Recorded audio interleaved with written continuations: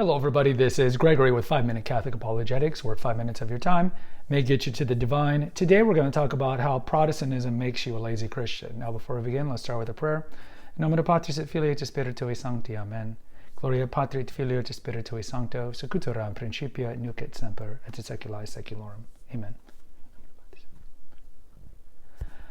I recommend that you watch some of the episodes we have, I think 2 or 3 on sola fide, or the idea of salvation by faith alone, which is a belief that was never taught by the church or never believed by early Christians until, of course, really it started, there were grumblings by John Huss in the 14th century, and then of course by later with Luther, and then it broke out with all the denominations.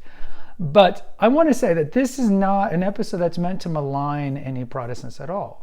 I'm just making the argument that naturally, if you think you're saved no matter what you do,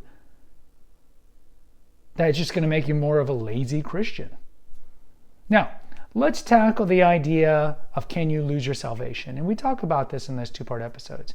And we're only going to use scripture because this is the Protestant rubric, but go to the episode, where in the Bible does it say fallacy? We don't need to give you Bible proofs because that's not how the church worked. But either way. So if you look at Philippians 2, chapter 13, it talks about working out your salvation with fear and trembling. And you look at 2 Peter 2:21. For it would have been better for them never to have known the way of righteousness than after knowing it turn back from the holy commandment delivered to them.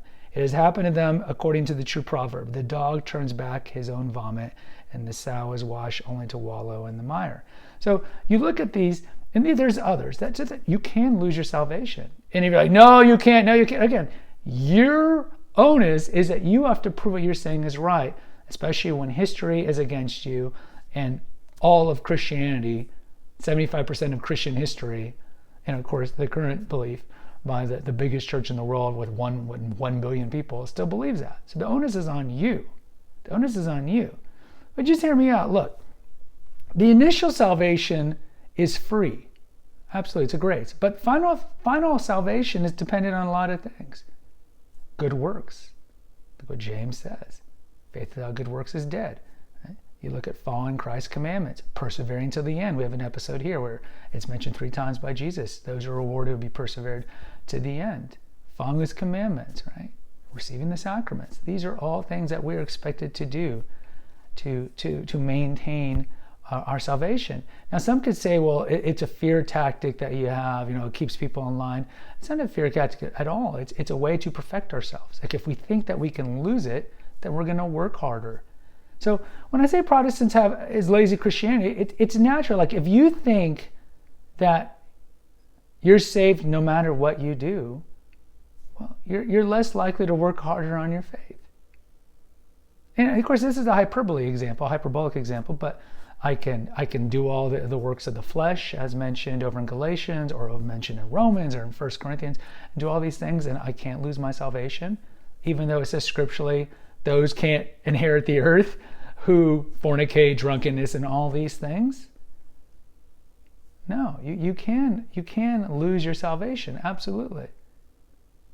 So, if you think, well, no matter what, I'm saved, it's not only going to make you a lazier Christian, but you're more likely to commit sin. Because you think, well, I'm going to get away with it. I'm going to go to heaven no matter what. And then you throw in some other poor doctrine, like rapture. Now, again, not all Protestants believe in rapture. We have that episode on rapture. The Reverend Darby from the Plymouth Brethren was the first one who kind of came up with that in the mid-19th century. So it's very recent. So if you think, well, I'm always saved, and then you know what? When the sheetrock hits the fan, Christ is going to ascend me, so I don't have to deal with any of the persecution and all the end-time tribulation. Again, it's lazy Christianity. Hey, it's okay if you don't go to church every Sunday. Hey, you can remarry over and over. We'll ignore the words of Christ. You know what? If you think in your heart you're divorced, that's all that matters. Would we believe that if a judge committed a crime and the judge was like, you know what? I'm going to decide if I'm innocent or not? Of course not. It would go to a tribunal, right? Because you have confirmation bias. But it's like welfare, right? This is why welfare has destroyed America, because it disincentivizes work. If you know you're still going to get money, maybe up to 60, 80% of what you were making before, because of welfare, where's the incentive to work? If you know your housekeeper is coming a couple of times a week to clean your house, why are you going to even maintain tidiness? You could, in both of these examples, right? You could eschew the welfare money and actually go work. And you can clean up. But again, it makes it harder. So complacency can set in if you think no matter what, you're going to heaven. Works of mercy, works of charity, these are extremely important. The Catholic Church has done works of mercy, the spiritual and corporal works of mercy, since the beginning. Since the beginning. You can look in Scripture.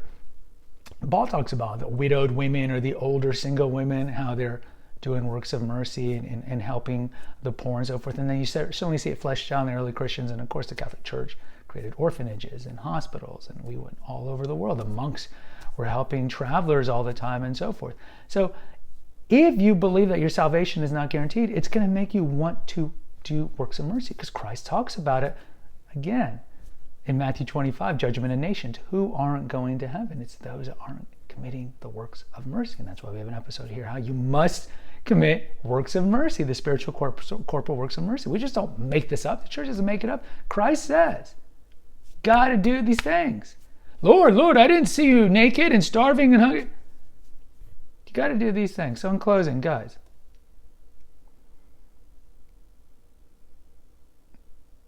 I think the more rigorous path to everything is the more purer path. And you can say this with anything. Oh, take this pill and you'll lose weight in a week. 10 pounds in 1 week. So if there's anything, we talked about this on juxtaposing conversion, where you can essentially become a Protestant, even though there's no Protestant religion. It's a bunch of disparate beliefs that contradict each other.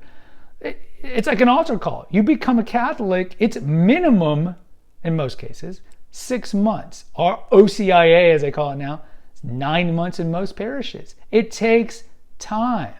So hard work, working on yourself, always working out your salvation in fear and trembling is a better way to live the world. And you know what? It benefits society more too, because you're doing works of mercy, which benefits society in general. And it keeps you on your toes. And as a Protestant, you can believe a lot of these things are just going to make you lazy. And you can look at some megachurch, like I like to tell some of these, like Olston and these people are just, it's essentially Confucianist sayings wrapped up in the prosperity gospel and wrapped up with some Christian verses that they'll throw in. And people go to this because it's easy. This is the exact reason in the 16th century why a lot of the Germanic people fled and went to Luther, or the Swiss people went to Zwingli, and the French and so forth went to Calvinists, because it's an easy to believe. It's an easy belief. I'm in control of my own conscience. I can just say interpret the Bible the way I want. I'm saved no matter what, solo fide. I can divorce and remarry. I can commit sins, all these things, and I'm still going to go to heaven. Who wouldn't want to believe that? You know who wouldn't want to believe that? Those who don't want to follow false prophets, who Paul talks about consistently in the New Testament. Go to the episode we have, 5 themes that run through the New Testament. Watch out for false teachings, watch out for false prophets. And I hate to tell you, and I mean this in complete charity, that Protestant beliefs are those of false prophets and false teachers. We have the episode here. Catholic Church is the prophet, because we have consistent, unbroken thinking. You can see the writings of the early Christians, and they're consistent with Catholic teaching today. So we are the consistent orthodox view. Any view that diverges from that is a false teaching. So stop having this cognitive dissonance. By the way, guys, post in the comments. Let me know if you agree or disagree. Please hit the notification, subscribe, and share button. Share with like-minded people. Until next time, take care, God bless, and pray.